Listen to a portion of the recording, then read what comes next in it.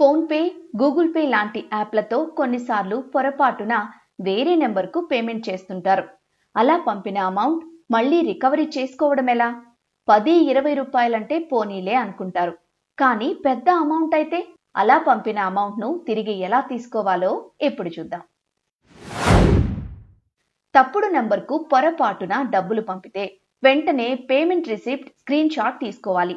అందులో ముఖ్యంగా transaction ID, UTR number, payment తేదీ, రిసీవర్ యూపీఐ ఐడి లాంటి వివరాలు ఉండేలా చూసుకోవాలి. ఆ వివరాలన్నీ మీ దగ్గర పెట్టుకుని పేమెంట్ చేసిన యాప్ కస్టమర్ కేర్ కు ఫోన్ చేసి కంప్లైంట్ ఇవ్వాలి.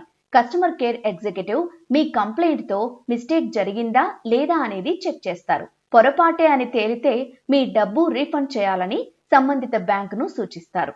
దేశంలోని వివిధ యూపీఐ యాప్ల కస్టమర్ కేర్ నంబర్లు స్క్రీన్ పై చూడొచ్చు.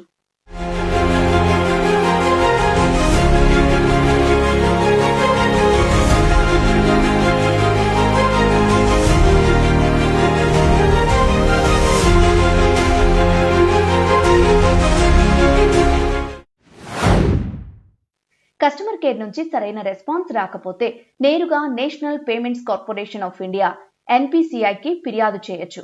ఇది యూపీఐ పేమెంట్స్ ను నిర్వహించే సంస్థ. కంప్లైంట్ కోసం npci.org.in వెబ్సైట్ లోకి లాగిన్ అవ్వాలి. అందులో UPI dispute redressal mechanism page కి వెళ్ళాలి. అక్కడ కంప్లైంట్ ఫామ్ ను మిస్టేక్స్ లేకుండా నింపి సబ్మిట్ చేయాలి.